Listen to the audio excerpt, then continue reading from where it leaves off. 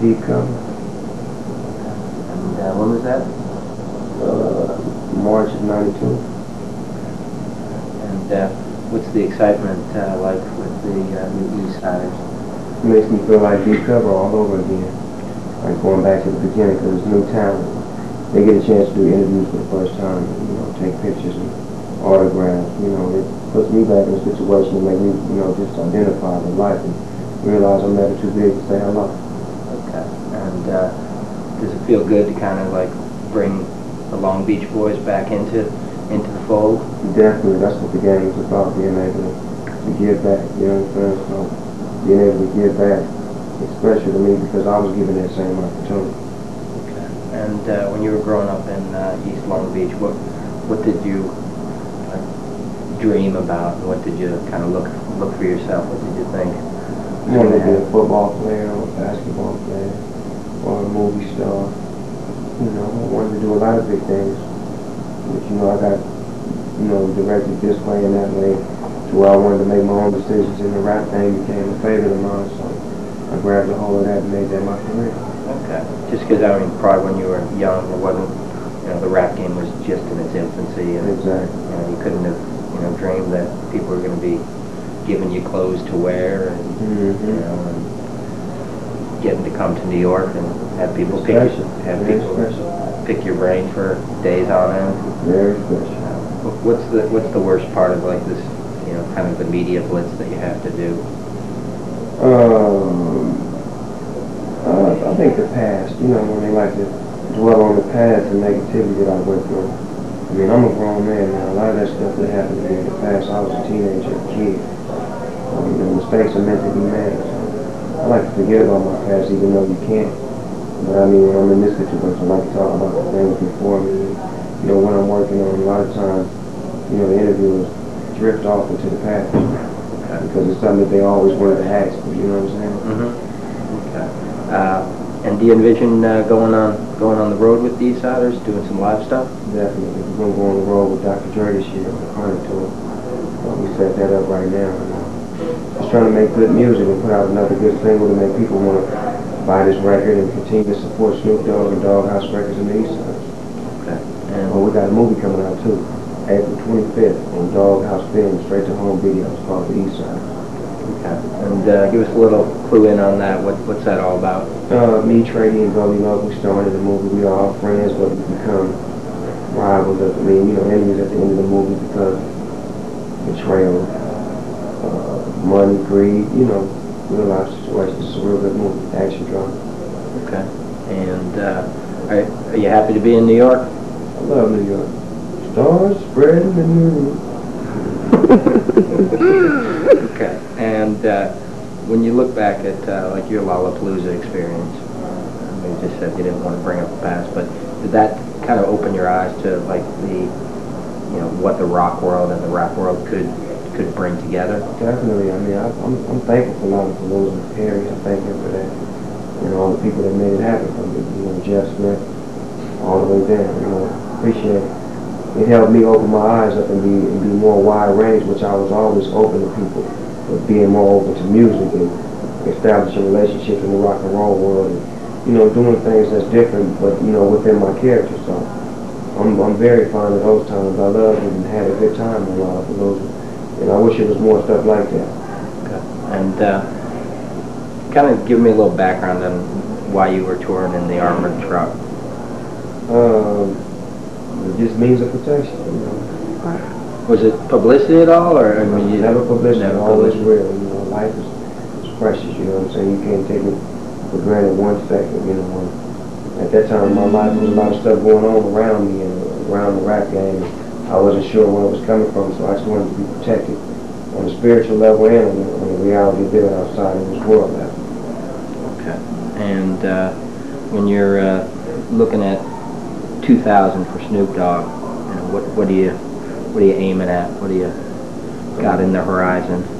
Artist of the Year. So I'm trying to be the Artist of the Year. So I got another record coming out called Last Meal. It'll be on July 4th. This East Side record is going to do what it's going to do. We're going to put the movie out. Got a movie coming out called Doggy's Angels and a group called Doggy's Angels. West Coast females, 3 girls from LA. You know, I'm just trying to do my thing and make the music industry fun again and just provide all the blank spots for new talent. And what's the best part of Long Beach these days? The music. The music? Yeah. Okay. Because the music symbolizes all the fun times, you know, the past and the present. Okay.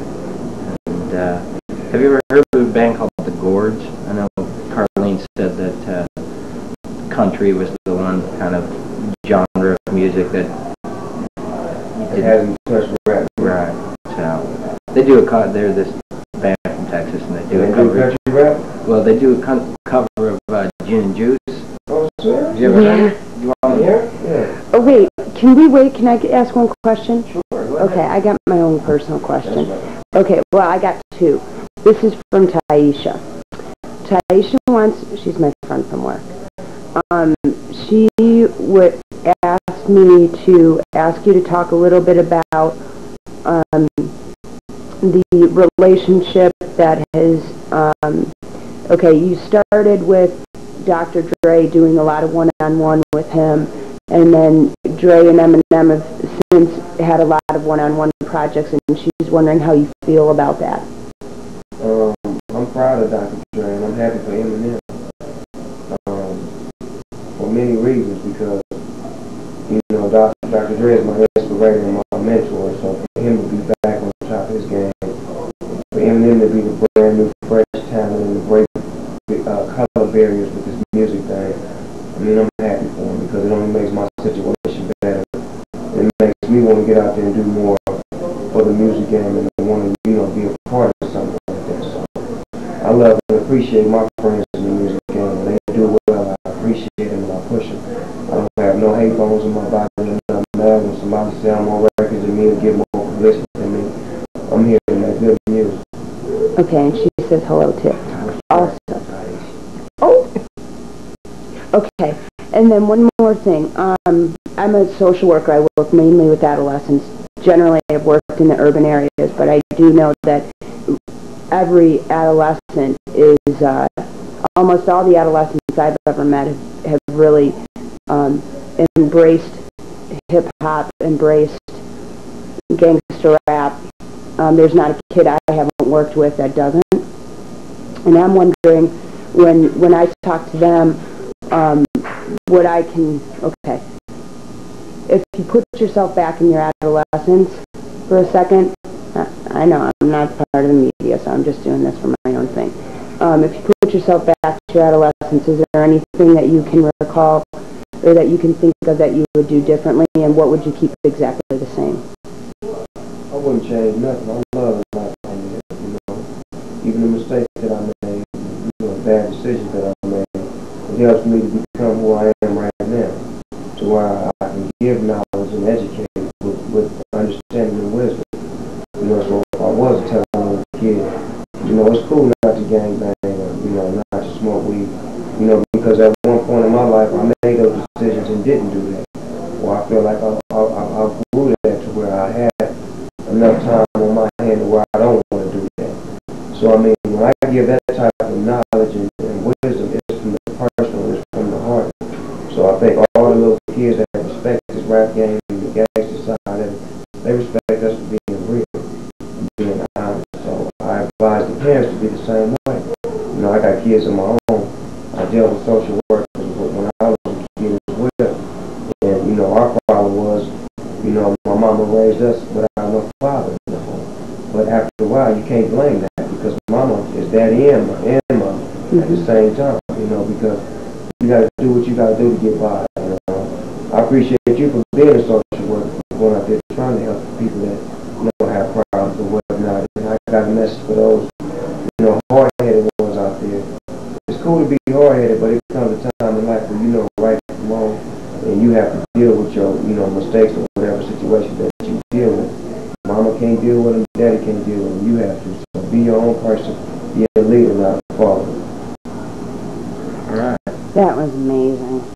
Well, You gotta give me a copy of that. this is your copy.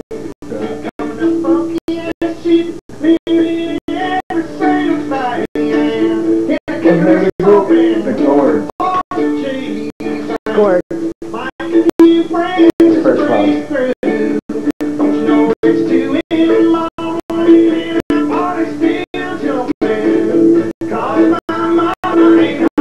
like that shit.